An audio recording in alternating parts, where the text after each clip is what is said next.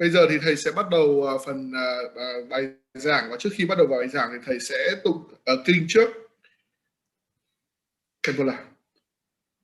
Sangye chu dong so ge chu nam la jang ju ba do da ne ge su la ge jin so ge be so nam ge do la ban je sangye do bra jo sangye chu dong so ge chu nam la jang ju ba do da ne ge su la ge jin so ge be so nam ge do la ban je sangye do bra jo sangye chu dong so ge chu nam la jang ju ba do da ne ge su je la ge jin so ge be so nam Dola Punja Sangan Rajo, my name Gadang, Bess, and Gentleman Gentle, and the regular and the regular, the one on the way you can the regular. The one maybe they want them in the regular and enjoying them. Tonyam Lana and Joe and Don Jake and Balaja, and the Sangajum, then the Netijan Jabata Jumay and the Sangiri Banajim on the Madibrashi Banji, Nengi Baki Badu, Kologi, Lana, Minangim. Sangijum, then there's the Jijaban, the Nazunam, Baki, get them back, give it the one and you Zabada get up, the Gamazanam, get them, Gija, the Japan, get a Bazan, give me like a Baji, and but Tonamiduman, the Bama, Banam Long, the Vajir of the Gamen of Badalon, the Mamma, Jagget, the Banam, Public. You know the bedroom get the door and get the bench upon the map of the bosom you make about the number of a young Makuja. Kuzuma Mevan the Bandaki Magaba Zudangi, Magaba Sumeva, the number of the one and number two of Motala. Do a come on the midden by kitchen on the Madabanan, the Jabay of the Donga, number two as well as two and June and go. Toto Jumas Langajum and the Nugation and never yawn the Balam, Nabayon, the Bangi Gatalana. Some gentle jealous of us all as you about there and the Lanas Langajum and then you would give in the end of an hour the gentleman gave about this. The man gave a dance about the Jus on Mama, the Mayans of the Bayans of the Bayans of the Jim and the Giju Labor of the one and the Java Mayang about the Badi on all that day, like about the music and getting Virgil. Then the Kizamachu and the one and never the Mangiver, so many hundred and over the Mother, the one on the Mother, my the budget big and the Mojo, the Giva, the Giva, and give a Gija, you also join. Jimenez, the Giva Gundo, and Jimenez, the Giva Jimo, Sangan, the Samika, the Jugasm. Hobby does some make some make a lot of general number of members, some make a number in the game. Yes, only the Japan and the mission and the Zabago on the larger Gombo to the area they were not coming in. And they were the shaking all of the into joining on language.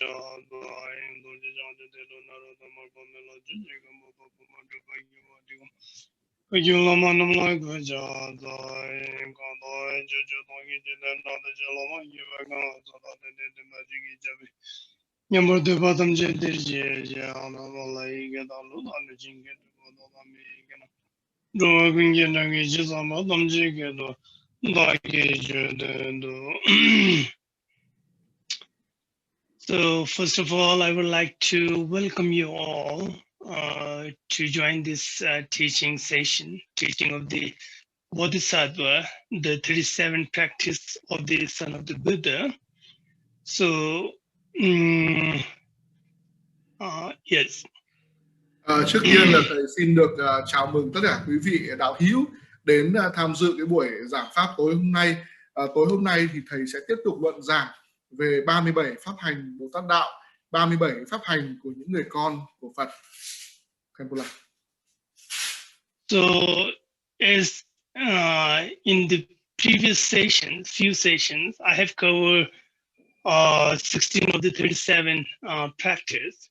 So today, this evening, the topic is from the 17 practice of the Bodhisattva. Trong 5 buổi giảng trước thì thầy đã giảng được 16 cái pháp hành Bồ Tát đạo. Cho nên là trong cái buổi giảng tối hôm nay thì thầy sẽ bắt đầu từ cái pháp hành thứ 17 trở đi. Okay, so in this 17 practice, in the Tibetan version, it says, Rang Bang Nyambam, Mempe Kiwoi, Nagil Wangi, Yetap Chenayang, Lama Jindu Gubedangi, Chiur Lembagasel Alin. So here, the practice is about what we call the humbleness, to like a practice and react with very humble way with the others, those who very rude and cruel to us. So for you, it says in these verses, it says, if an equal or inferior person disparage you out of their pride, if someone who is equal to your status, or if someone who is a little lower or inferior than you, regarding regarding to your intellectual, regarding to your the what do you call wealth, regarding to the status, if it could be your equal, or if someone it is like a little lower than you, inferior than you, out of their pride, because of so strong of the out of their pride, if someone like that, person like that, disparage you, or insult you, like looking disdainfully, looking down to you out of their pride, then bless them as you would your spiritual teacher, as you respect the spiritual teacher, as you or give your all kind of what do you call respect with your body, speech, and mind to your teacher. Same as like that, you should place the person who looks disdainfully to you as like your teacher, with respect on crown of your head. Try your best not to react disdainfully to others as well, and react with this person with very humbleness. React with this person, like your teacher, like you do to your teacher. So that is the practice of the son of the Buddha. So yeah, that is in English version. Yeah. Cái pháp hành thứ 37 này rất là hay. Cái pháp hành thứ 37 này thì nói về cái việc mà chúng ta hành cái đạo gọi là khiêm tốn. Trong thực tế cuộc sống thì khi mà chúng ta thực hành pháp và chúng ta hành xử thì chúng ta phải rất là khiêm tốn, kể cả đối với những người mà người ta ứng xử với chúng ta một cách rất là thô lỗ và rất là xem thường chúng ta. Thầy đã tụng cái lời văn bằng tiếng Tạng, sau đó thì thầy đã giải thích bằng tiếng Anh. Nếu như mà có một ai đó tức là ngang bằng với chúng ta hoặc là thấp kém hơn chúng ta về địa vị xã hội, về trí tuệ, về sự giàu có, hay là về bất cứ một cái điều gì khác đi nữa, tức là những người mà gọi là ngang bằng với chúng ta, tức là tương đồng với chúng ta, gọi là bằng vai phải lứa với chúng ta, hoặc là những kẻ gọi là có thể thấp kém hơn chúng ta một chút về trí tuệ, về sự giàu có, thịnh vượng, hay là về địa vị xã hội. Nếu như người đó mà tìm cách tức là coi thường chúng ta, tìm cách gièm pha chúng ta, tìm cách làm ô danh chúng ta, tìm cách chê bai chúng ta, miệt thị chúng ta, thì chúng ta phải ứng xử với người đó một cách rất là khiêm tốn. Chúng ta không được phép trả thù người đó hoặc là nổi cơn sân giận với người đó, mà ngược lại thì chúng ta phải coi người đó như là những bậc thầy của mình, và chúng ta phải ứng xử với người đó một cách khiêm tốn, giống như là đang ứng xử với người thầy của mình, giống như ông đang ứng xử với bậc thầy của mình. Và thầy giảng rằng là chúng ta phải đặt họ lên trên đỉnh đầu của chúng ta, giống như là đặt đạo sư của mình lên trên đỉnh đầu của chúng ta, và khiêm tốn nhã nhặn trước họ. Thì đó chính là pháp hành Bồ Tát đạo thứ 17, Khenpo. So in this practice, this is a very important practice actually in the view of the path of the Buddha, because the practice is so important. Why? Because it is almost like impossible nowadays in our society, or you can see in some family members. You can see because of their pride to their own status, to their own wealth, and also because of their many other reason. They do not, or they cannot react like this way. They cannot, if someone look disdainfully them, and if someone talk with very badly, then immediately they react very badly to others, because they do not know, and it's because of their pride. They cannot practice like this way. And uh, in the point of view of the Buddha's path, if we do not know, if we do not practice the non-attachment part of the Buddha, then it is like almost impossible to react like this way.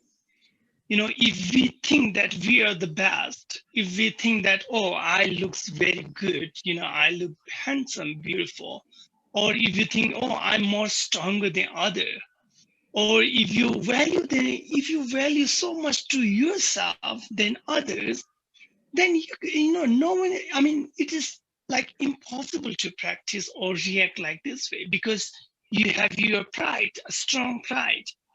So this kind of pride do not allow you to react this way. So that is why it is very important to practice non-attachment path.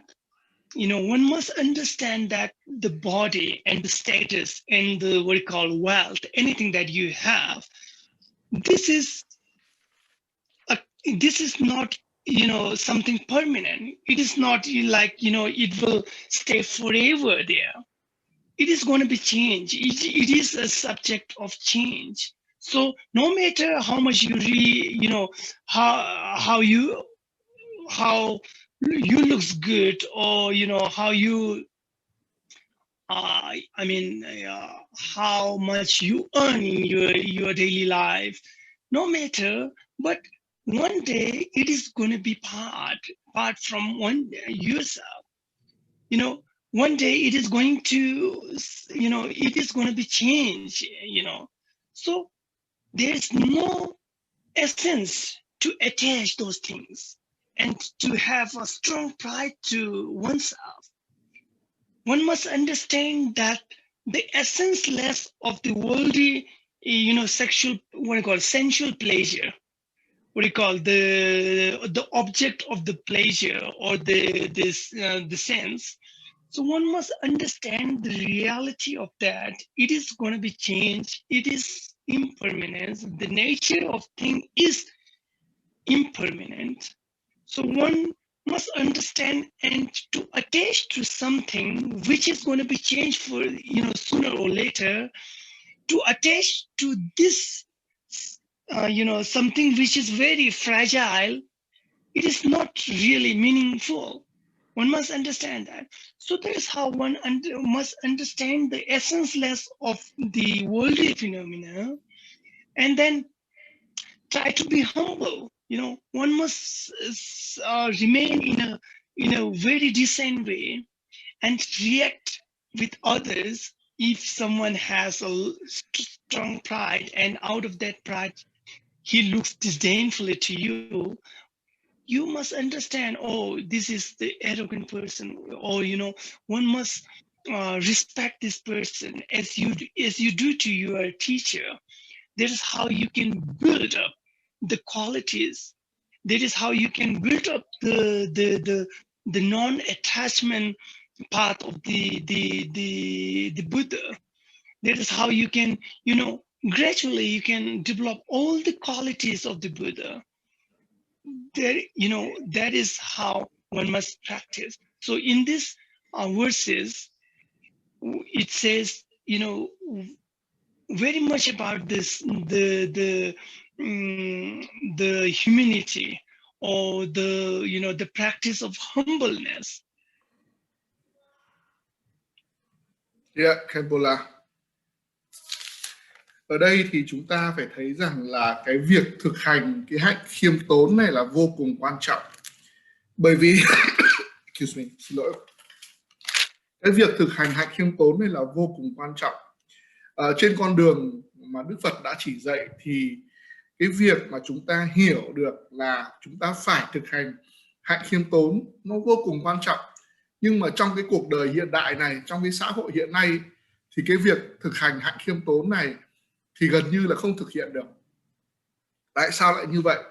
Bởi vì ngay chính trong xã hội của chúng ta, trong gia đình của chúng ta thì có rất là nhiều người họ đã trở nên quá là tự hào, quá là kiêu ngạo về cái sự giàu có, sự thịnh vượng, sự tài trí của họ, khiến cho họ không thể nào mà khiêm tốn trước bất cứ một người nào mà tỏ ra không tôn trọng họ.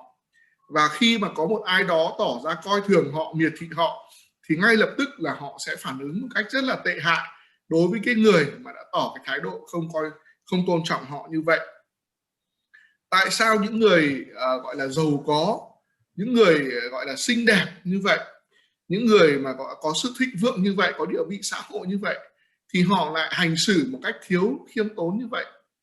Thực chất ở đây là do cái sự kiêu ngạo, cái tâm ngạo mạn. Và thực chất nó ở đây nó là cái sự bám chấp vào cái địa vị xã hội của mình, bám chấp vào sự đẹp trai của mình, bám chấp vào sự xinh gái của mình, bám chấp vào cái sự giàu có thịnh vượng của mình. Vì cái tâm bám chấp như vậy mà mình trở nên kiêu ngạo, ngạo mạn. Và khi mà có bất cứ một ai đó người ta tỏ ra người ta không trân trọng những cái thứ mà mình đang rất bám chấp đó thì ngay lập tức là mình hành xử một cách rất là tệ hại đối với những người mà tỏ thái độ không tôn trọng đó. Thì như vậy chúng ta phải hiểu rằng ở đây là cái sự tự mãn hay là sự kiêu ngạo về chính bản thân của chúng ta, nó sẽ dẫn chúng ta đến cái cách hành xử không được tốt đẹp đó.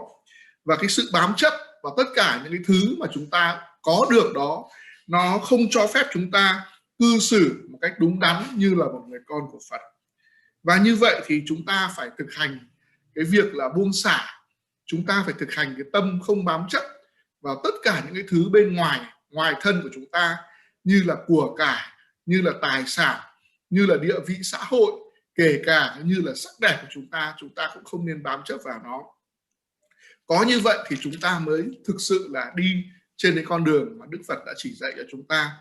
Bởi vì chúng ta phải hiểu một cách rất là sâu sắc rằng dù là thân thể của chúng ta có rất là đẹp trai, thân thể của chúng ta có rất là xinh đẹp, chúng ta có nhiều của cải, tài sản, giàu có, chúng ta có địa vị xã hội cao, thì tất cả những cái đối tượng đó đều là những đối tượng gọi là sẽ thay đổi. Và không có một cái gì là đảm bảo rằng tất cả những cái thứ mà chúng ta bám chấp vào đó, như là sắc đẹp, như là của cải, tài sản, địa vị xã hội đều bền lâu cả. Bởi vì trong cuộc sống hàng ngày thì vô thường sẽ xảy ra, mọi thứ đều chịu sự chi phối bởi quy luật vô thường, quy luật của sự thay đổi. Và tất cả những thứ mà chúng ta bám chấp vào đó, sắc đẹp, tiền tài, danh vọng, địa vị xã hội, của cải, tất cả cái đấy đều thay đổi. Và đến một ngày nào đó thì chúng ta cũng không còn lại những thứ đó nữa, và nó trở thành quá khứ, nó trở thành những thứ đã thuộc về dĩ vãng.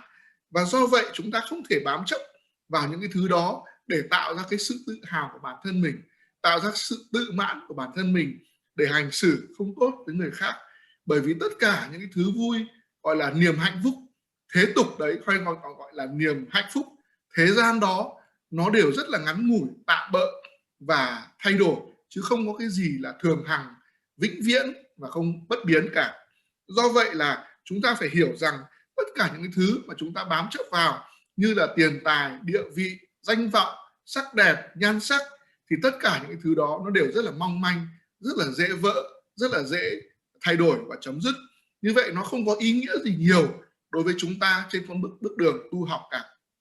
Do vậy là chúng ta cần phải luôn luôn phải luôn luôn hành xử một cách khiêm tốn, hành xử một cách khiêm tốn và nhã nhặn, bởi vì chúng ta không được làm cho cái sự tự cao, tự đại hay là cái tâm ngã mạn của mình nó nổi lên. Khi mà chúng ta luôn luôn hành xử một cách khiêm tốn thì khi đó chúng ta sẽ thực sự là đi trên con đường của Đức Phật. Và khi mà chúng ta khiêm tốn như vậy thì dù có một ai đó ở trong xã hội, dù người đó là có địa vị ngang bằng chúng ta hay địa vị thấp hơn chúng ta, mà người ta coi thường chúng ta, người ta miệt thị chúng ta, người ta gièm pha chúng ta, người ta nói xấu chúng ta, người ta cố gắng để làm ô uế cái danh tiếng của chúng ta đi nữa, thì chúng ta hãy đừng ứng xử một cách tệ hại với họ, mà hãy luôn luôn thể hiện sự khiêm tốn, nhã nhặn và tôn trọng họ, và hãy đặt họ ở trên đỉnh đầu của chúng ta, giống như là chúng ta tôn kính cái vị đạo sư của mình. Thì đó chính là chúng ta đang đi theo con đường của Đức Phật và chúng ta đang hành Bồ Tát đạo. Khenpo La. Okay, so that is about the 17th practice. So now the 18th practice of the Buddha, son of the Buddha or the Bodhisattva is, in Tibetan version here, Tsowa Pongshin Tadoming Tsabchin Nadang Dungi Tapkyang Lar, Drogun Zigduk Dala Lenjing, Jumba Mebagashalali in Song. So here, this practice is about, encourage oneself, never discourage oneself, never lose a courage to, support oneself and support others, to walk on the path of the Buddha, like this. So here in English, it says in these verses, in the first line, though you lack what you need and are constantly discouraged, are afflicted to dangerous sickness and spirits, without discouragement, take on the misdeeds and the pain of all living beings. This is the practice of the Buddhist Bodhisattva. So in the first line, it says, if, though you lack what you need to feed oneself and your family members, though you are, if you find yourself in a very destitute situation, still, and also if you suffer from a lot of disease, sometimes we find in a very helpless situation, but still you shouldn't lose encouragement. Never discourage yourself, try your best to walk on the path of the Bodhisattva by yourself, as well as, try your best to help others, means support others. It doesn't mean that you have to support by, you have to give all the things to others. But if you are in a very destitute situation, then you can just wish yourself, you can support others by wishing with a very good and pure mind, like this way, never discourage oneself and try your best to walk on a path as much as you can. That is the practice of the son of the Buddha. Yeah. Cái pháp hành thứ 18 này đặc biệt là hay với những ai trong chúng ta mà đang ở trong cái hoàn cảnh gọi là khó khăn, hoàn cảnh khốn khó, thì chúng ta rất nên chú ý lắng nghe. Mục đích của cái pháp hành thứ 18 này là luôn luôn phải cố gắng động viên bản thân mình và luôn luôn dũng cảm chấp nhận đối mặt với tất cả những cái khó khăn của cuộc đời mà không lùi bước, không từ bỏ. Thì đấy là một cái thể hiện cái ý chí rất là mạnh mẽ, dũng cảm. Trong cái cuộc đời của chúng ta có những thời điểm, có những lúc mà chúng ta rơi vào những cái hoàn cảnh cực kỳ là cơ hàn, cực kỳ là khó khăn, có thể nói là nghèo túng, gọi là không xu dính túi, rất là đói khổ, và không những là tiền hết mà còn bệnh tật, tức là bệnh tật thì nó đeo bám, tiền bạc thì hết. Nói chung là trong một cái hoàn cảnh vô cùng là vô vọng, vô cùng là khó khăn, gọi là khó khăn chồng chất. Nhưng mà trong cái hoàn cảnh đấy thì mình không được từ bỏ cái ý chí, cái sự dũng cảm của mình và cái lòng hướng thiện của mình. Trong cái hoàn cảnh đấy mình vẫn phải cố gắng là tìm cách để giúp đỡ được tất cả những người khác, những người xung quanh hơn mình, và cố gắng giúp đỡ bản thân mình để vượt qua cái khó khăn đó, chứ không được từ bỏ cái lòng dũng cảm, không được từ bỏ cái ý chí của mình. Và dù là mình có bị quấy rời bởi rất là nhiều bệnh tật và những cái gọi là những cái khốn khó khác, thì mình vẫn chấp nhận là nhận về mình tất cả những cái gọi là bệnh tật cũng như là những cái tội lỗi của chúng sinh, và chúng ta cùng giúp họ để họ đi trên con đường của Đức Phật. Và như vậy thì chúng ta hành Bồ Tát đạo. Khenpo. So in this teaching, it teaches us how to be independent. Whether you find yourself in any situation, good or bad, or anything worse situation, but still you never lose the courage encouraged to yourself, never discouraged to yourself, and that is the quality of the discourse of the Buddha, the teaching of the Buddha. As I have mentioned about the qualities of the Dhamma, the quality of the Dhamma is, it teaches you, if you, firstly you listen, then you try to analyze it, and you try to live a life of the Dhamma.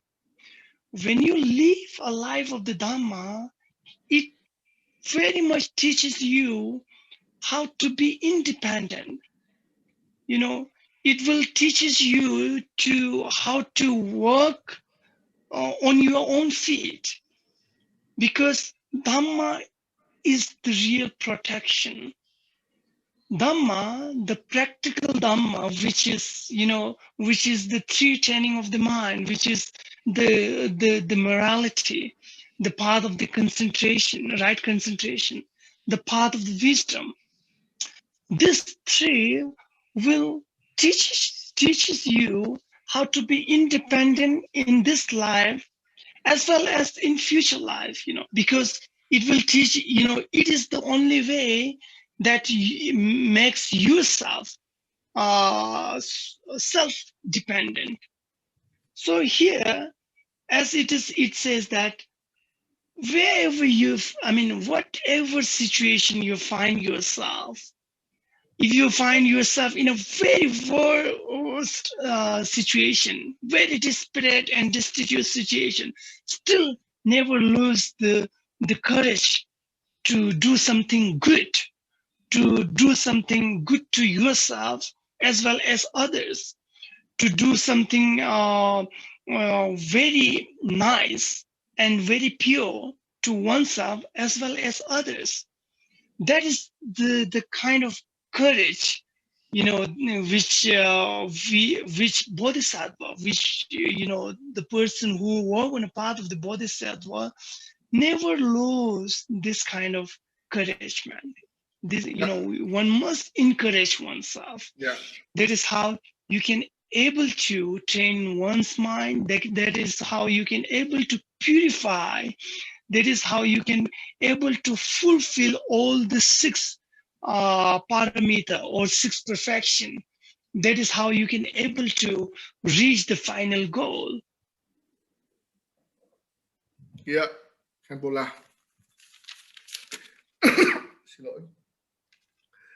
Trong cái pháp hành này thì chúng ta phải cố gắng làm sao để trở thành một người rất là độc lập. Một người độc lập là dù trong cái hoàn cảnh nào đi chăng nữa, dù trong cái hoàn cảnh tồi tệ nhất, xấu nhất, chúng ta không được đánh mất cái sự dũng cảm, không được đánh mất cái ý chí vươn lên của mình, và không bao giờ được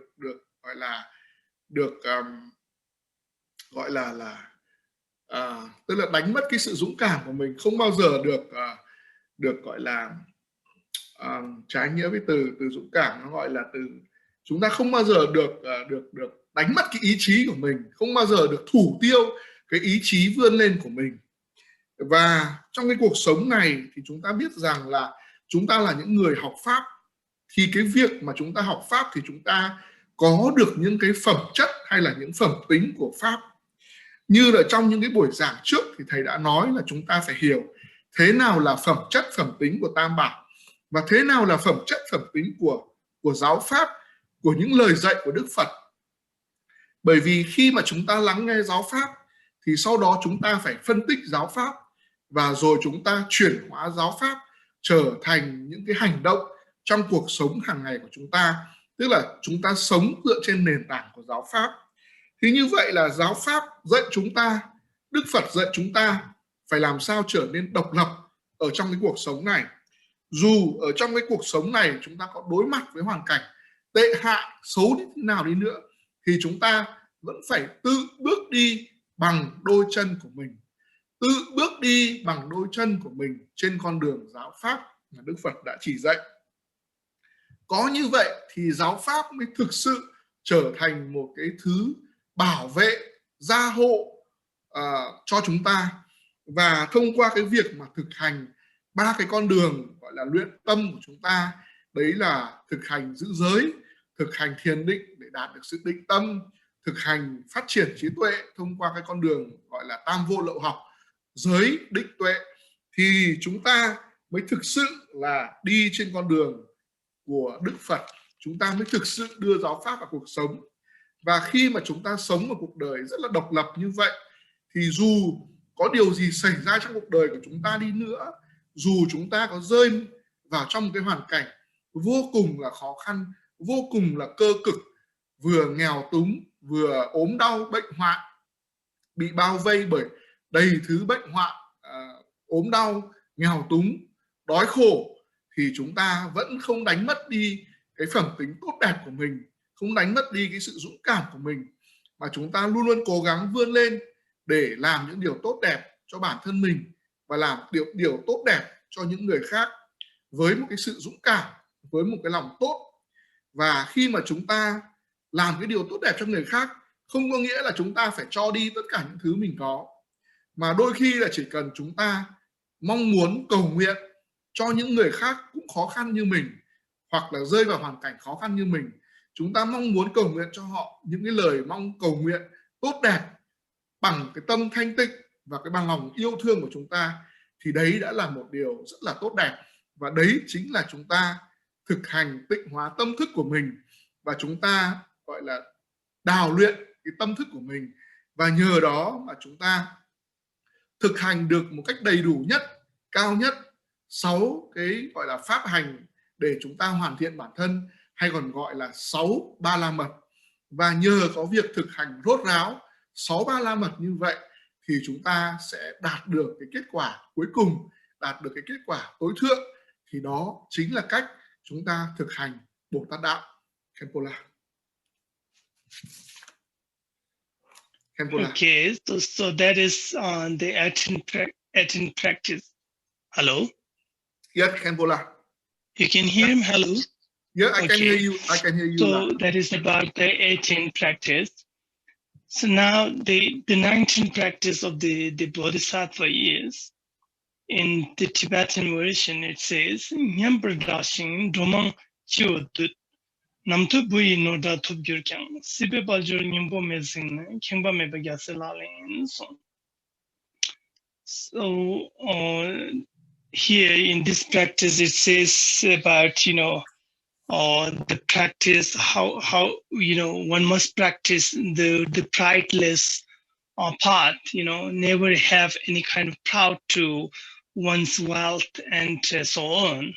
So it is in the English version it says the verses here, though you become famous and many bow down to you, and you gain riches to you gain all the wealth equal to the god of the wealth. If you achieve all the wealth, if you get if you can earn a lot of things, and you become like an equal so rich, like equal as God, the God of the wealth. See that worldly fortune is without essence. Then you must, see the reality of the worldly wealth, or anything that you can gain in this worldly mundane level, worldly level. So anything that you gain or you earn in this world, how much fortunate you yourself. It is, the nature of the samsara itself is so essenceless. There's no essence. If you attach to those things so very much, then that is meaningless. And don't be conceit. This is the path of the bodhisattva. Don't be pride. If you have all these things, this wealth and all that, if you become so rich as equal to the god of the wealth, you should abandon, or you shouldn't have any kind of what do you call, the pride. And pride, that is the practice of the bodhisattva. Yeah. Cái pháp hành thứ 19 này là pháp hành về cái việc mà chúng ta không được tự cao, tự đại, không được tự mãn về cái sự giàu có của mình. Trong cái cuộc sống này, nếu như có một cái ngày nào đó mà chúng ta trở nên rất là nổi tiếng và trở nên vô cùng là giàu có, chúng ta giàu có đến mức là chúng ta có cái của cải tài sản nhiều ngang với cả vua, gọi là tỳ sa môn thiên vương, hay là chúng ta gọi là hoàng tài bảo thiên, tức là vị vua trời mà quản lý tất cả tài sản của cõi trời. Tức là chúng ta giàu có đến mức độ là giàu như vua trời, rất là giàu có. Và khi mà chúng ta ra ngoài xã hội thì ai cũng phải trọng vọng chúng ta, ai cũng phải kính nể chúng ta, thậm chí là người ta phải cúi đầu trước chúng ta. Thì khi đó tức là cái danh vọng, danh tiếng của chúng ta nó vô cùng là vĩ đại, vô cùng là lớn. Nhưng khi đó thì chúng ta phải ý thức rõ được rằng là dù chúng ta có giàu có đến đâu đi nữa, chúng ta có bao nhiêu được cái tài sản ở thế gian này đi nữa, thì tất cả những cái thứ đó chỉ là sự hạnh phúc của cái cõi ta bà này mà thôi. Và tất cả những cái của cải tài sản ở trong cái cõi ta bà này nó chỉ là tạm bợ, nó chỉ là nhất thời mà thôi, và chẳng có cái ý nghĩa gì, chẳng có cái lý gì để chúng ta phải tự hào, tự mãn, tự cao, tự đại, tự kiêu về tất cả những cái khối tài sản đó của chúng ta. Và chúng ta hãy khiêm tốn, thì đó chính là pháp hành Bồ Tát đạo. Như vậy ở đây là một pháp hành về cái sự không tự cao tự đại, không tự hào về sự giàu có của mình. Khenpo. So, as I mentioned about, the pridelessness, one must practice, without having any kind of pride. Even if you achieve a lot of things in the world, because the nature of the worldly things itself has no essence. Because if you see the reality of the phenomena, the worldly phenomena, you can find it is essenceless. Because no matter how much you earn, no matter how much powerful you are, no matter how beautiful you are, one day or sooner or later one has to left all these things behind. Sooner or later it is going to be changed. And you can see in the world or within in your society, some people have they have a really very good understanding about all the worldly things.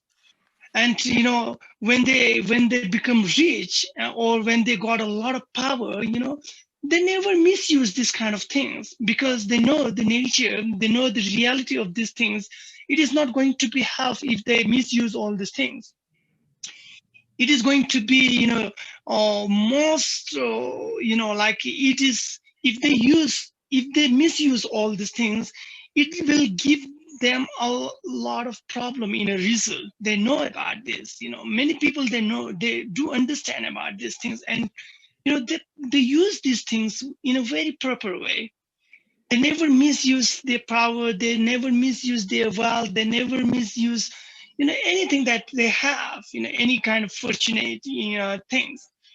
But on the other hand, you can also see there are many arrogant people, when they get a power, when they got like a wealth, and they become rich, they feel so proud to themselves, oh, I'm such an important person because I can earn a lot of things like this. Many people, they cannot earn these things because they do not have such a kind of skillful things.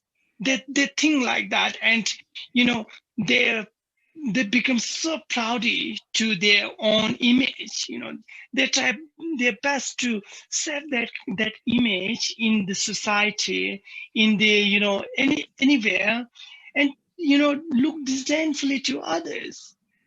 That is because of the arrogant ones, and also the result of that arrogant, the proud, they have strong kind, intense kind of proud they have.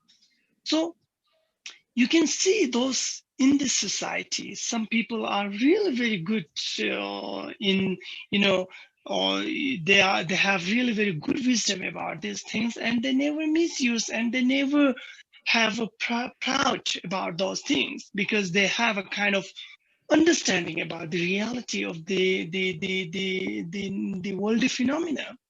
On the other hand, as I told, there are many people, those who feel so proud and misuse all these things, misuse their power, misuse their money to do some very meaningless things. On the other hand, there are many people, those who use really very good way, to make a better society. If they have a lot of wealth, they try their best to use that wealth to make a better society, take care of their family members, take responsibility, take very purely. And, that is what the practice is. One must practice by that way. One must practice in a very humble and also very prideless way. That is the practice of the Bodhisattva. Yeah, Khenpo.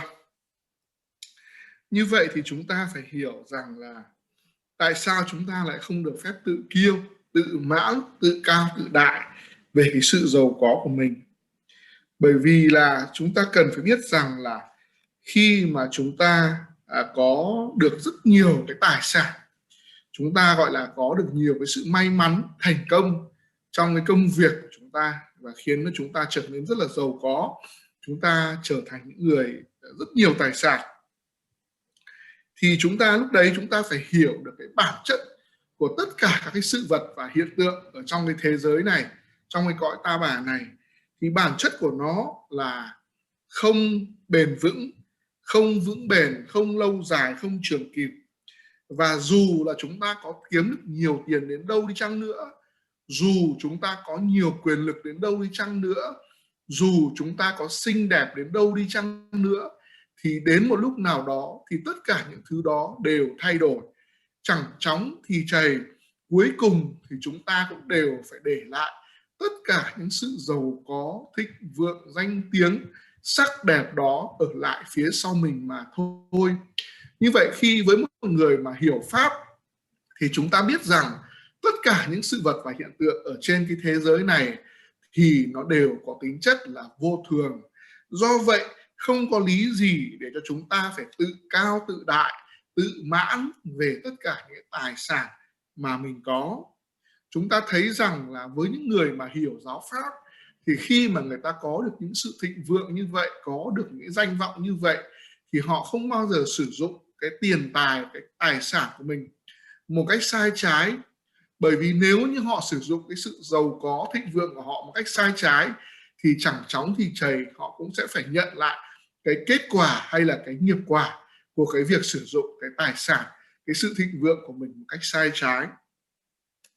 Như vậy thì chúng ta hiểu rằng là với những người hiểu giáo pháp thì họ sẽ sử dụng cái sự thịnh vượng của mình một cách rất là đúng đắn, và họ không phát triển cái tâm ngã mạn, cái tâm kiêu căng, tâm tự cao tự đại của mình. Nhưng trong thực tế cuộc sống thì có rất nhiều người, khi mà người ta có được một chút tài sản, có được một chút của cải hơn người đời một chút, thì ngay lập tức là người ta trở nên rất là quan trọng, và người ta cho rằng là người ta rất là tài giỏi. Vì người ta tài giỏi cho nên là người ta mới kiếm được nhiều tiền hơn người khác, người ta mới trở nên giàu có hơn những người khác, và danh vọng của người ta mới cao hơn những người khác.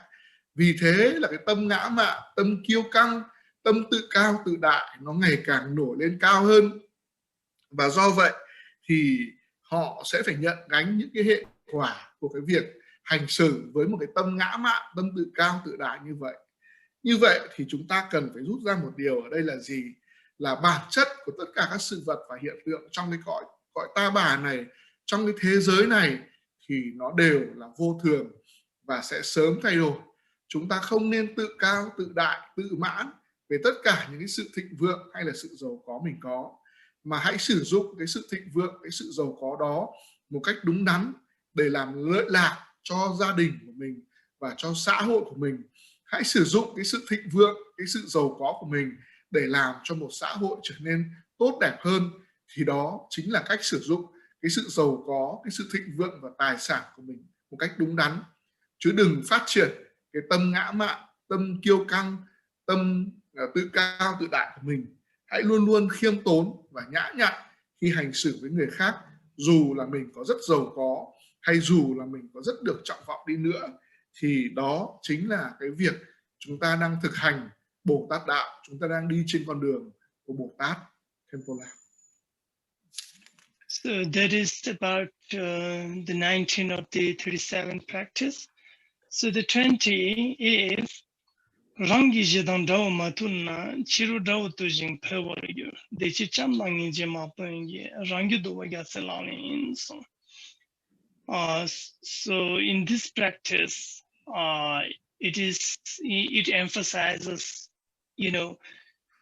to subdue one's mind, to tame one's mind and anger is much more important to, subdue all the outer enemies. One must, subdue, one must tame the enemy of your own mind. That is much more important to the, than other external enemies. So here it says in the English version, while the enemy of your own anger is unsubdued, untamed, though you conquer external enemies, they will only increase. Therefore, with the force of loving kindness and compassion, tame your own mind. This is the practice of the Bodhisattva. Yeah. Cái pháp hành thứ 20 này là một cái pháp hành để nói về việc là chúng ta phải nhấn mạnh hay là đề cao đến cái việc mà chiến thắng hay là chinh phục cái nội tâm của chúng ta hơn cái việc là chinh phục, chiến thắng những kẻ thù ở bên ngoài. Cái bản văn của cái pháp hành thứ 20 này là như thế này. Tức là khi mà chúng ta chiến thắng được tất cả những cái kẻ thù ở bên ngoài mà không chinh phục hay là không thuần hóa được cái nội tâm bên trong của chúng ta, thì chúng ta chỉ làm cho những cái kẻ thù ở bên trong của chúng ta, tức là cái nội tâm của chúng ta, ngày càng trở nên gia tăng mà thôi. Do vậy là hãy điều phục, hãy chinh phục, hãy chiến thắng cái nội tâm của mình bằng hai cái lực lượng hay là hai đạo quân, đó chính là sự từ bi và sự yêu thương, chứ không phải là chiến thắng những đạo quân hay là những kẻ thù ở bên ngoài. Như vậy tức là gì? chúng ta chiến thắng những kẻ thù ở bên trong, tức là chinh phục hay là thuần hóa nội tâm của chúng ta, thì còn quan trọng hơn là chiến thắng, chinh phục những kẻ thù ở bên ngoài chúng ta, thì đó chính là pháp hành Bồ Tát đạo thứ 20. Khenpo. So, in this practice, it emphasizes, it tell us the importance to tame one's mind. If we don't tame our mind, then it is like impossible to subdue all the external enemies that we have. It is very much true, actually. If we try to kill the external enemy that we have, then it is, increased day by day. If you kill one person, if you feel that the person is your enemy, someone is very bad to you, and if you try to kill or try to do something very bad to this person, then the enemy of the external will increases. If you kill someone, then few more enemy will come to you. I mean, become your enemy. If you kill like a 7 person, then 2 times more people become your enemies. So no matter how much powerful you are, if you become a king of this world, you cannot, who can guarantee that no one can against and raise their head to you? There's no guarantee. If you become a powerful person, still, there's no guarantee. Anyone can raise their head against you. Anyone can criticize you. Anyone can, because the nature of world itself is like that. Some people like you, some people do not. Some people, you feel you are really very good, but some people feel, this person is so opposite to them. That's the nature of the samsara. There's the nature of the universe, actually. So that is why, to tame or to kill or destroy the outer phenomena, outer enemy, it's like a meaningless. It is important. If you can subdue and tame your own anger, then automatically outer phenomena, outer enemy will decrease. There's the nature, there's the quality of the angerless. There's the quality of the purity of the mind. If you make your mind pure, if you make your mind free from anger, then no one can annoy you, because now you uproot it. You cut the root of the anger in your mind, so no one can annoy you. Even someone try to annoy you, you feel not that kind of annoying. So that is why it is important to look inward rather than outer world. Look inward and try to tame this enemy of ours in the mind, and try to subdue, try to cut the root of that anger, and the problem is solved. You will never have any kind of enemy, because enemy itself is the projection of your mind, actually. If you try to analyze it, if you try to look it very closely, that this kind of anger, and that you feel enemy, someone is your enemy, that's the projection of your own mind.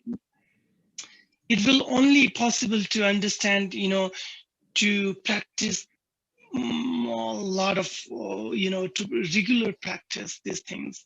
Otherwise, we cannot understand. But still, it is very important to look inward and try your best to tame the mind, tame the anger.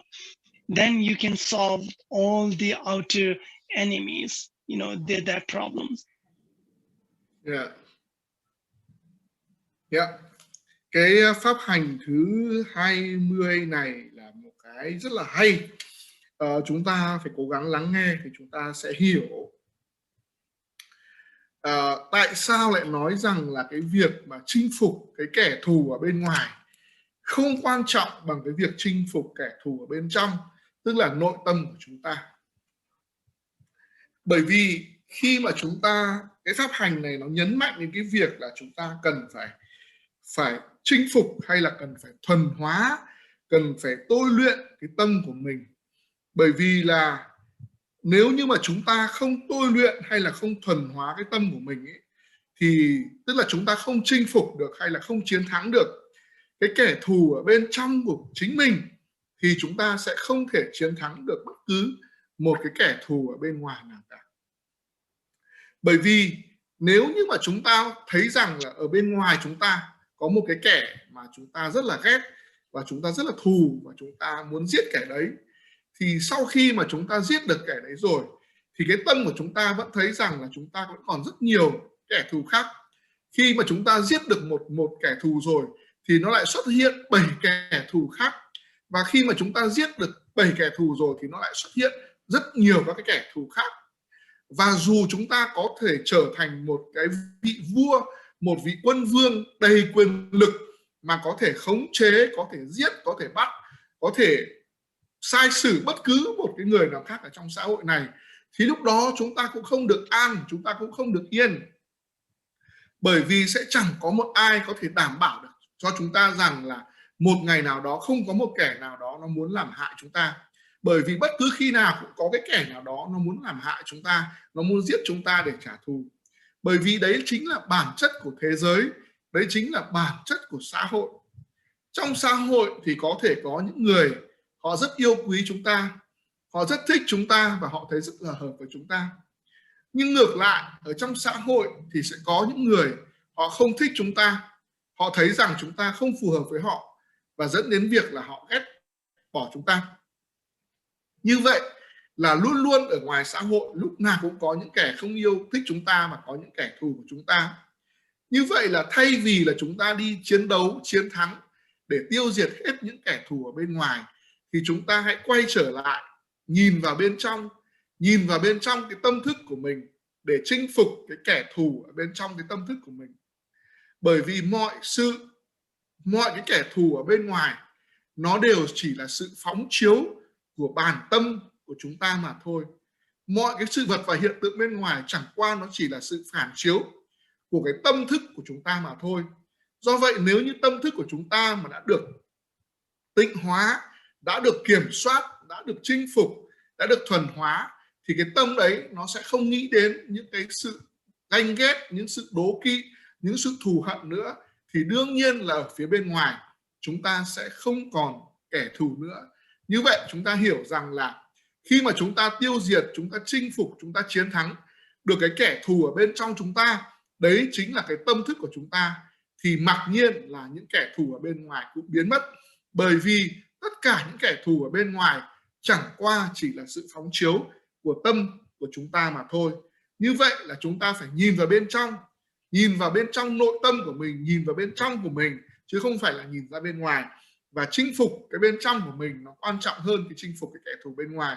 Và khi mà chúng ta nhìn vào bên trong, chúng ta thuần hóa được cái nội tâm của chúng ta, thì đó chính là chúng ta đang hành Bồ Tát đạo. Khenpo. So an example was given that if they are in the outer world, they are in the path or in the way. If there is a lot of thorn and a lot of stone, you cannot clean all the stone on the path, on the way. You cannot clean all the thorn that you see on the way. But you can wear the shoes and protect yourself. That's how you can protect. You can do that. Similarly, you cannot destroy all the outer enemies, but certainly you can subdue your mind. You can tame your mind and, be very peaceful, be in a very good condition, See, that is how, one must understand the nature, the importance of the subduing one's mind. That was the example given. Yeah. Ở đây thì thầy muốn kể một cái câu chuyện nói về cái kẻ thù ở bên ngoài hay kẻ thù ở bên trong nó quan trọng hơn. Khi mà trên cái con đường mà chúng ta đi ấy, nó có đầy gai, đầy chông gai, đầy đá nhọn mà nó có thể đâm thủng, nó làm thủng cái bàn chân của chúng ta. Trong quá khứ thì đã có một vị vua, vị yêu cầu là phải đem những cái tấm da dê, da trâu, da bò, da cừu, da ngựa để trải hết trên tất cả những cái đoạn đường mà ông đi tới để chân ông ấy không bị đau. Nhưng mà điều đấy là không thể, bởi vì là đá với gai nó quá nhiều, không thể làm sao mà dùng da để mà trải ra đường để mà không bị gai và đá đâm vào chân được cả. Như vậy thì thay vì là trải da lên trên đường để che đi gai và che đi đá nhọn, thì chúng ta hãy may lên một đôi giày và chúng ta bọc lên cái chân của chúng ta và bảo vệ chính cái chân của chúng ta trước tất cả những gai nhọn và đá nhọn của con đường. Và như vậy thì chúng ta có thể đi được. Chúng ta có thể hiểu ở đây là tất cả các gai nhọn, đá nhọn nó chỉ là kẻ thù ở bên ngoài thôi. Nhưng cái tâm của chúng ta nó là kẻ thù ở bên trong. Khi mà chúng ta lấy cái da để may thành giày, để bọc cái chân của chúng ta vào, thì chúng ta không còn sợ hãi bất cứ một cái gai nhọn, không còn sợ hãi bất cứ một cái viên đá nhọn nào nữa. Như vậy có nghĩa là gì? Khi mà tâm của chúng ta đã được chúng ta chinh phục, chúng ta thuần hóa, chúng ta tịnh hóa rồi, tâm của chúng ta rất là an rồi, tâm của chúng ta đã rất là định rồi, thì mọi kẻ thù ở bên ngoài sẽ không còn giá trị gì nữa. Nó sẽ biến mất, bởi vì tâm của chúng ta lúc đấy rất là an định, rất là hòa, rất là an yên rồi. Như vậy là rõ ràng ở đây là chúng ta phải hiểu rằng là cái chinh phục tâm của mình quan trọng hơn là chinh phục tất cả những kẻ thù ở bên ngoài. Chiến thắng nội tâm chính là cái chiến thắng mạnh mẽ nhất, chiến thắng oai hùng nhất, hơn tất cả những sự chiến thắng kẻ thù bên ngoài. Khenpo. Okay, so that is the 20 practice. Yeah. And now it's 21.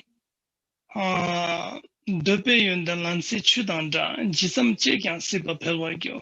Gang la jencha kewe ngobonam talabama gasalalin. So this practice is very much about, the reality of our own desire, the attachment, or the, desire to experience, desire, which comes from a lot of sensual pleasures, these things. So that is what it says here in the English. Sensual pleasures are like salt water. The more you indulge, the more you thirst. The more thirst increases. Abandon at once those things which which you feel so attractive, which you feel so desirable. Abandon those kind of clinging attachment. This is the practice of the Bodhisattva. So that is in the English version. In the first, it says that all these sensual pleasures and the object of the sensual pleasures and desire to that sensual pleasures, to wanted to having more all these things, that is like a salt water. If a person who is very thirsty and he take a salty water, he will never quench his thirst, because the salt water cannot quench his thirst. Similarly, to indulge and experience more and more these sensual pleasures, it will only increases your desire, because it will never quench your thirst of your desire. So that is why whenever you see something very desirable, see something very, attractive, one must abandon immediately, so that one must abandon that object of the desire. That is the practice of the bodhisattva. Yeah. Bây giờ thì chúng ta chuyển sang cái pháp hành thứ 21. Cái pháp hành này nó nói về cái sự thật, cái bản chất của tất cả những cái mong cầu, những cái ham muốn, những cái bám chấp về những cái gọi là dục lạc thế gian, những cái niềm vui sướng của thế gian. Khi mà chúng ta excuse me. Sorry. Khi mà chúng ta I'm sorry. Khi mà chúng ta tận hưởng tất cả những cái dục lạc thế gian ấy, thì chúng ta giống như là chúng ta là một người đang trong cơn khát. Một người đang trong cơn khát thì lại đi uống nước muối biển, tức là uống nước mặn để làm thỏa mãn cơn khát của mình. Thì càng uống nước mặn vào thì cơn khát lại không thỏa mãn được, không hết cơn khát thì lại càng khát hơn. Như vậy là chúng ta phải hiểu rằng tất cả những cái dục lạc thế gian, tất cả những cái ham muốn của thế gian này, tất cả những cái thứ bám chấp của thế gian này, tất cả những cái mong cầu của thế gian này, nó giống như nước biển, càng uống càng khát và không thể thỏa mãn được, không thể chấm dứt được. Do vậy là chúng ta phải thấy rằng là chúng ta khi mà chúng ta nhìn nhận thấy những cái điều mà có vẻ như là hấp dẫn, thích thú, lấp lánh, khiến cho chúng ta cảm thấy ham muốn, chúng ta mong cầu, chúng ta muốn bám víu vào đó, thì chúng ta phải tránh xa tất cả những cái đối tượng khiến cho chúng ta nảy sinh cái ham muốn, cái mong cầu đấy ra. Có như vậy thì chúng ta mới thực hành được Bồ Tát đạo. Khenpo.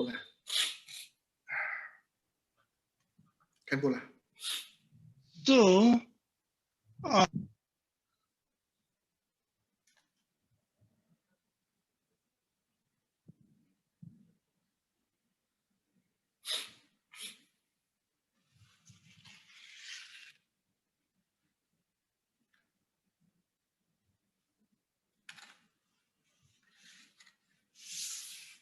Khenpo.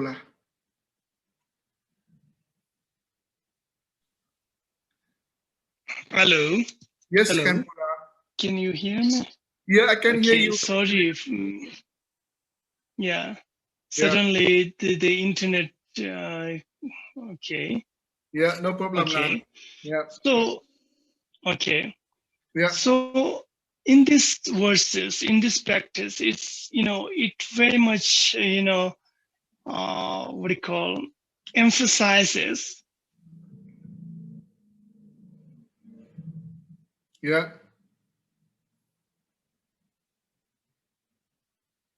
Khenpo. Yeah, Khenpo. Hello. Yes, sorry, because the connection, connection here is little bad now. Okay. Yeah, I can hear you. So in this practice, it emphasizes how essenceless the desire to something, desire to the sensual pleasure, because the nature of the desire is something like bottomless pocket. It is like a bottomless pocket. No matter how much you put in this pocket, it will never full. It will never quench the thirst. The worldly pleasures can never quench the thirst of our desire. There's only one thing which quench our desire is the practice, the Dhamma, the practice which you do in your daily life. The practice of the Dhamma, the practice of the morality, the practice of the samadhi, the practice of the panya, wisdom, can only quench your thirst. None of other worldly pleasures, worldly.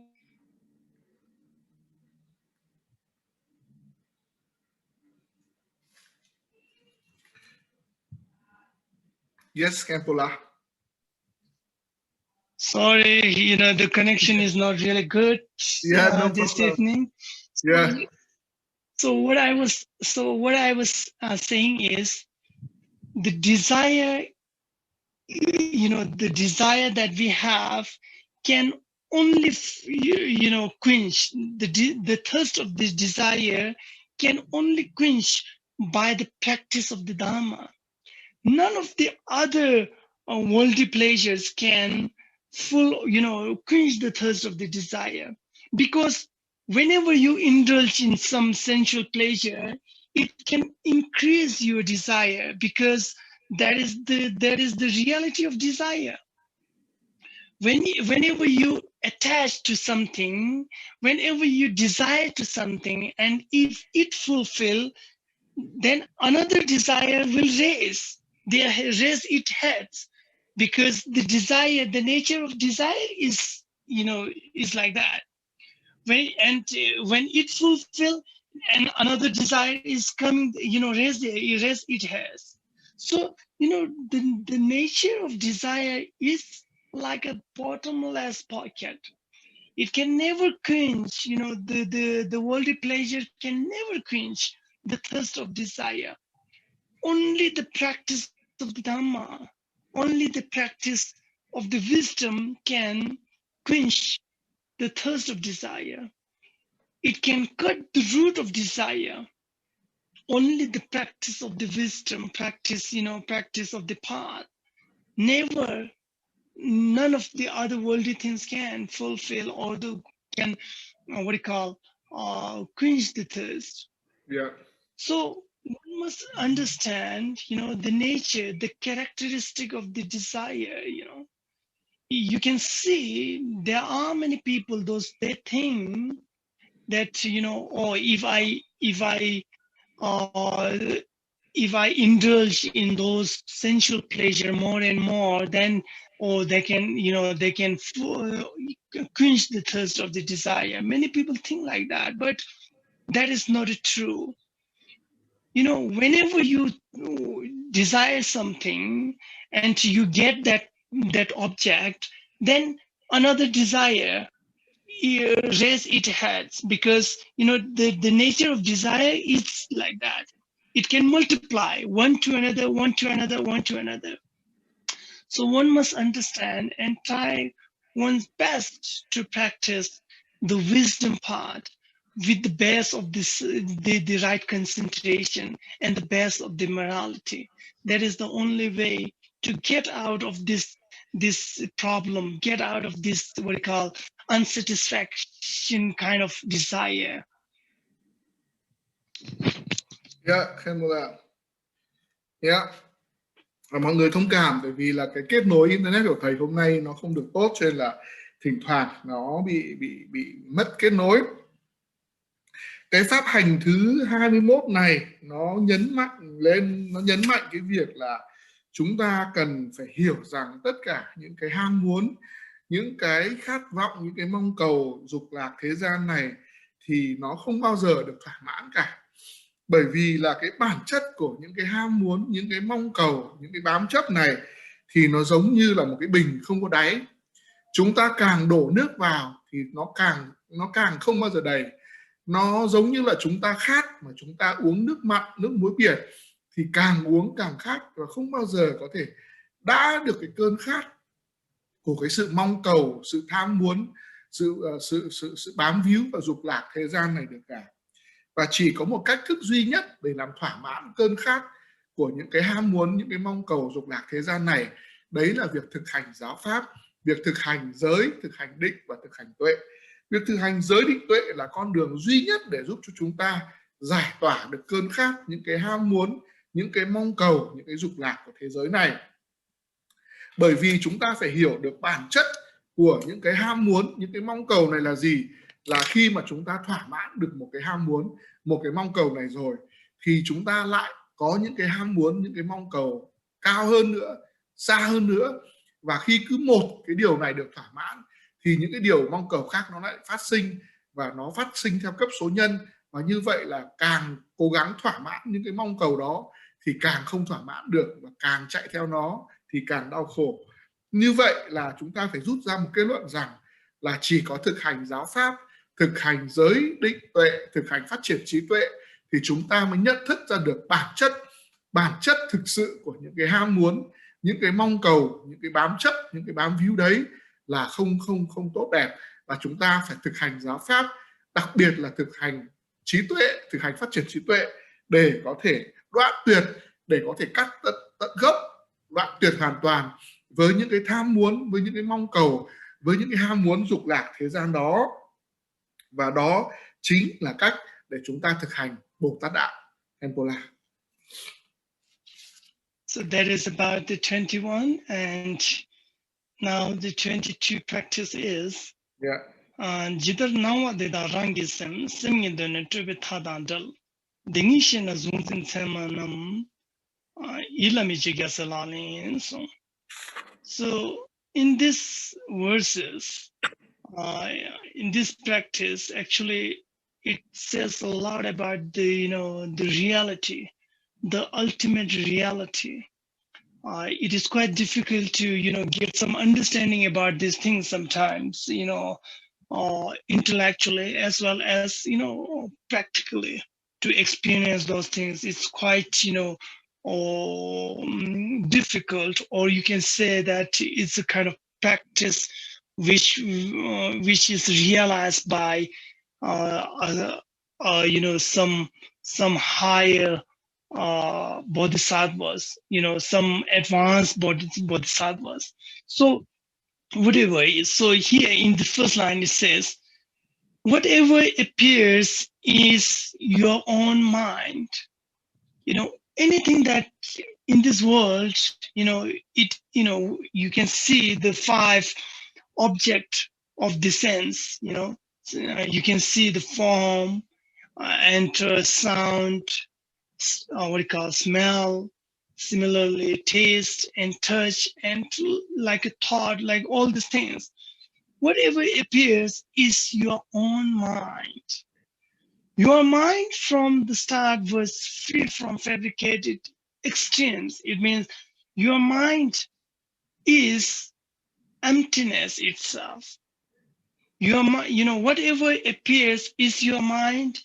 Your mind itself, if you try to, investigate, if you try to realize, if you try to understand the nature of the mind itself, is emptiness, is free from fabricated extremes.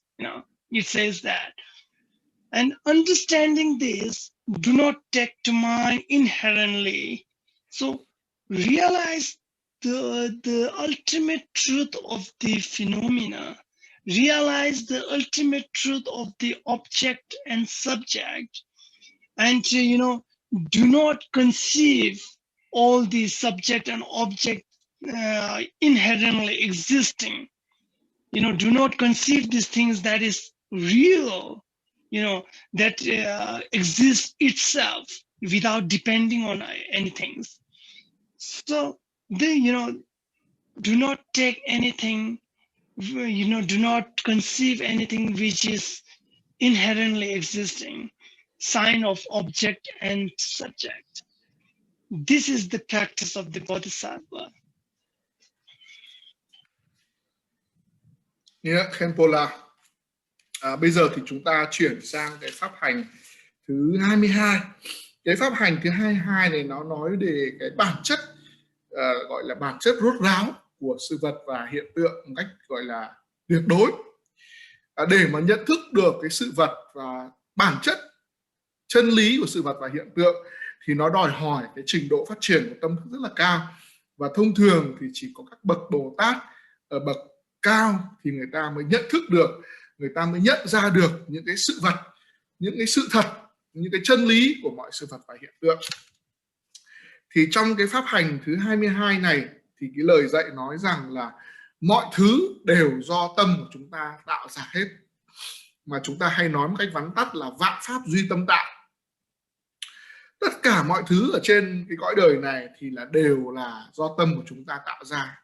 Mọi thứ thì đều là sản phẩm của 5 cái giác quan của chúng ta.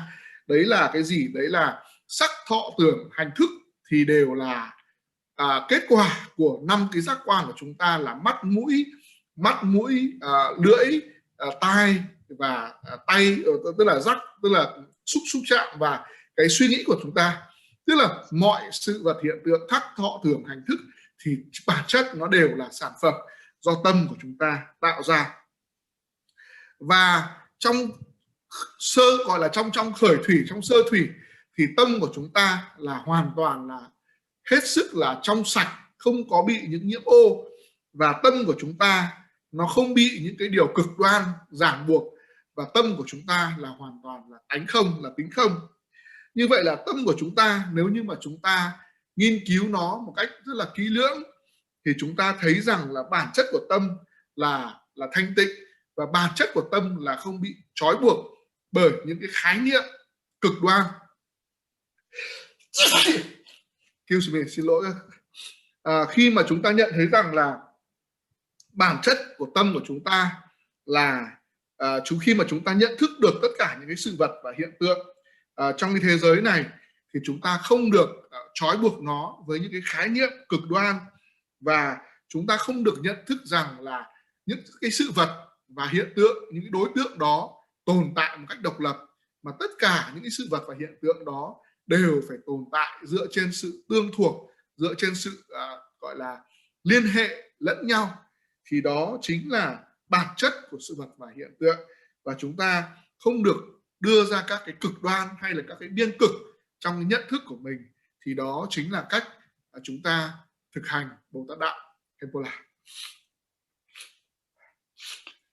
So there are many ways to understand this first line, but we can understand this way also. Like, here it says, whatever appears is your own mind. It means, whatever you see, whatever appearances you can see, you can experience by your senses, So anything that you experience or you see, that is your own mind, means you create your own way by your own mind. For example, if I see something, if I see any form there, there's no, beauty and ugliness to the object actually. But because of our own experience of the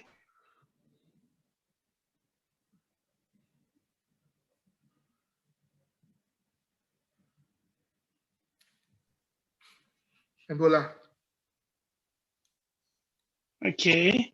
Yeah. So, I was saying that when you explain, for example, if I see something out there and there in the object, there's no beauty and ugliness there, but my mind, because of my past experience, because of my habitual patterns, habits, to see and to label ugliness and beauty to, some particular things, I make it up by myself.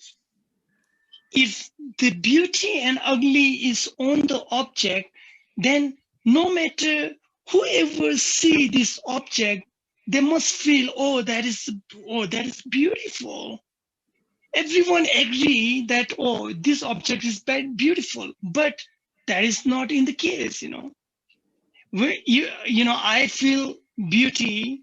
If someone see these things because of his own past experiences, he feels something else, he like it or he don't like it, we cannot say that he would like this also. So similarly, anything appears in your mind, appears, you make it up by your own experience, by your own thinking. So that is what it says, that, everything, whatever appears is your own mind. That is the creation of your mind.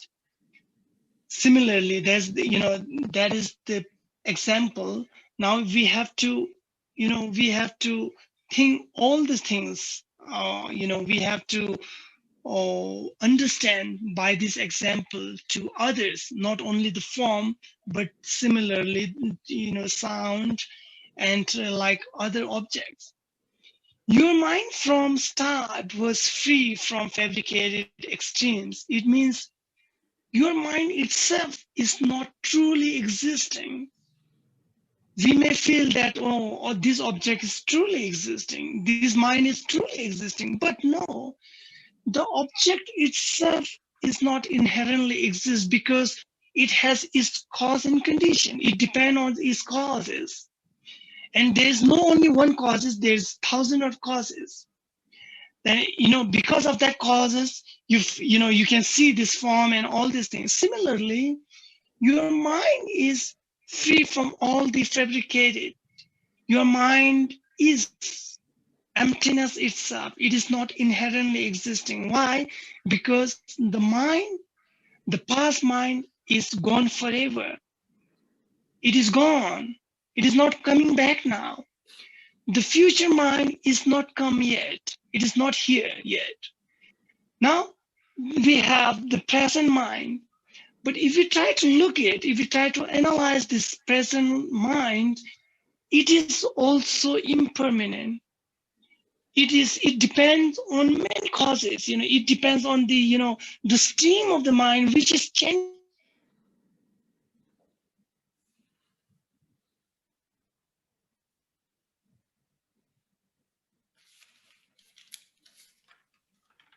Khenpo.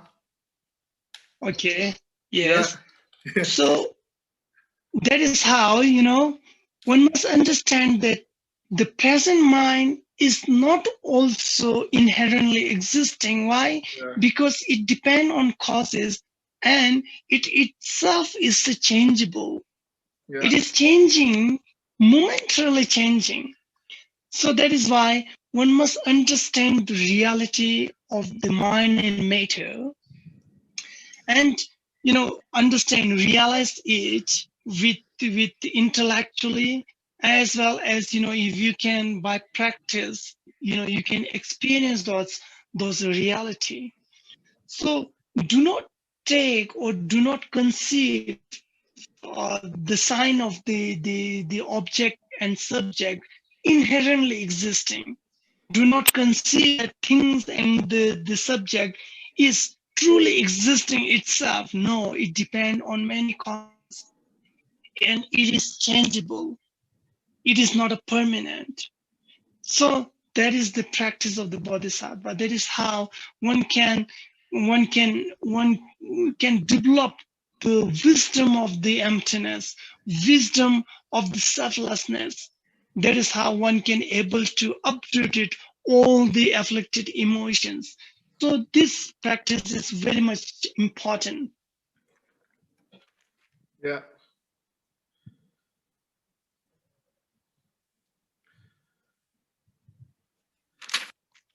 Đây thì chúng ta phải hiểu cái câu đầu tiên là chúng ta phải hiểu cái câu là vạn pháp duy tâm tạo là như thế nào. Trên thực tế thì chúng ta có thể có rất là nhiều cái cách thức để hiểu cái câu này. Tại sao chúng ta lại nói rằng là mọi thứ là do tâm của chúng ta tạo ra? Bởi vì trên thực tế thì tất cả mọi thứ mà chúng ta nhìn thấy giống như là nó xuất hiện thì chúng ta nhìn thấy bằng các cái giác quan của mình, như là chúng ta nhìn thấy, chúng ta cảm thấy, chúng ta ngửi thấy, chúng ta nghe thấy, chúng ta sờ thấy và chúng ta suy nghĩ về nó. Thì trên thực tế thì mọi sự vật và hiện tượng đều là sản phẩm của tâm của chúng ta, và tâm của chúng ta sản sinh ra tất cả những cái đối tượng, những cái chủ thể đó, bất cứ một cái hình sắc như thế nào. Chẳng hạn như là khi mà có đối trước một cái đối tượng nào đó thì chúng ta sẽ thấy cái hình sắc của nó, và đối với chúng ta thì chúng ta sẽ ngay lập tức là chúng ta sẽ phân biệt rằng là cái đối tượng đó, cái vật đó, cái chủ thể đó là đẹp hay là xấu. Cái việc mà phân định nó là đẹp hay là xấu hoàn toàn là do cái tâm chủ quan của chúng ta mà ra. Bởi vì cái tâm của chúng ta nó bị phụ thuộc bởi những cái thói quen của chúng ta, nó phụ thuộc bởi những cái tập khí của chúng ta và phụ thuộc bởi những cái cảm nhận của chúng ta, cho nên là nó mới sinh ra cái khái niệm gọi là đẹp hay là xấu. Nhưng mà trên thực tế thì tất cả những điều đó là do chúng ta tự làm ra hết. Nếu như mà một vật mà nó chỉ có một chuẩn mực, đấy là đẹp hay là xấu, thì tất cả mọi người dù nhìn vào nó thì cũng chỉ có biết được đấy là đẹp hay là xấu. Nhưng đấy không phải là sự thật, bởi vì cái quan niệm về đẹp hay xấu thì mỗi người lại có một quan niệm khác nhau. Và với mỗi một sự vật và hiện tượng thì mỗi chúng ta lại gán cho nó một cái dán nhãn khác nhau và đánh cho nó một cái tên khác nhau. Bởi vì có thể người này thích cái sự vật hiện tượng này, nhưng người kia lại không thích sự vật và hiện tượng đó. Như vậy thì mọi thứ nó bản chất nó đều là do tâm chúng ta tạo ra mà thôi. Bởi vì cái tâm của chúng ta nó bị phụ thuộc vào cái kinh nghiệm của chúng ta, trải nghiệm của chúng ta và cái suy nghĩ của chúng ta. Trên mọi thứ nó là sản phẩm của sự sáng tạo của tâm của chúng ta mà thôi. Như vậy chúng ta phải hiểu rằng là mọi sự vật và hiện tượng dù là nó tồn tại dưới hình thái nào đi chăng nữa thì nó đều là sản phẩm của chúng ta. Có vẻ như là cái sự vật và hiện tượng ấy nó tồn tại một cách tự nhiên và tồn tại một cách độc lập, nhưng mà bản chất của sự vật và hiện tượng không phải như vậy. Chúng ta cứ nghĩ rằng mỗi một sự vật và hiện tượng nó đều tồn tại độc lập như nó vốn có, nhưng sự thật không phải như vậy.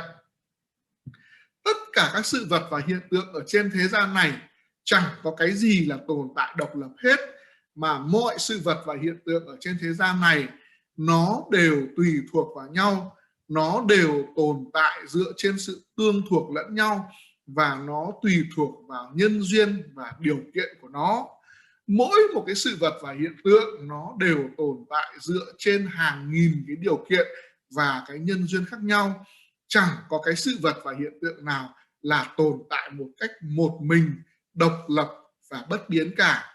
Và mọi cái sự vật và hiện tượng trên cái thế giới này nó đều có bản chất đấy là thay đổi, vô thường và biến đổi một cách không ngừng.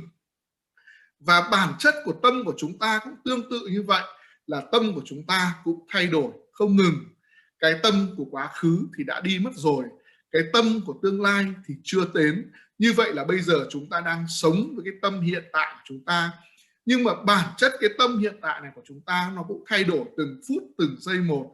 Cái tâm hiện tại này của chúng ta cũng là vô thường và cũng là rất dễ thay đổi và thay đổi nhanh chóng hơn bất cứ một cái thứ nào khác ở trên cái thế giới này. Do vậy là chúng ta phải hiểu được đâu là bản chất của mọi sự vật và hiện tượng và đâu là cái bản chất của sự vật hiện tượng do tâm của chúng ta sáng tạo ra. Như vậy chúng ta phải hiểu được vấn đề này thông qua cái trí tuệ của mình, thông qua cái trải nghiệm của mình và đặc biệt là thông qua cái việc thực hành pháp của mình, để chúng ta hiểu được đâu là cái sự thật của sự vật và hiện tượng, và đừng gán những cái sự vật và hiện tượng với những cái biên cực, những cái khái niệm cực đoan, mà chúng ta hãy luôn luôn đặt mọi sự vật và hiện tượng trong các cái mối quan hệ tương thuộc lẫn nhau, tương tác lẫn nhau, trong cái mối quan hệ của nhân duyên và của các cái điều kiện với nhau. Như vậy chúng ta phải hiểu rằng là tâm của chúng ta vốn bản dĩ của nó là tâm thanh tịnh, tâm của chúng ta vốn là trống rỗng, tâm của chúng ta vốn là tính không. Nhưng là vì cuộc sống nó đầy nhiễm ô của những cảm xúc, cảm xúc tiêu cực và cái tập khí mà chúng ta đã tích lũy từ vô thủy kiếp cho đến nay, cho nên là nó mới tạo ra những cái suy nghĩ và cái tâm của chúng ta mới tạo ra cái sự vật và hiện tượng và cái thế giới này như chúng ta suy nghĩ như vậy. Như vậy nếu như mà chúng ta thực hành tịnh hóa tâm thức của mình, thực hành phát triển trí tuệ để tâm của chúng ta ngày càng nhận biết được đâu là sự vật, đâu là sự thật của hiện tượng, sự vật khách quan, thì đó chính là cách hành Bồ Tát đạo. Khenpo. Okay, so okay, yeah. so that is all for this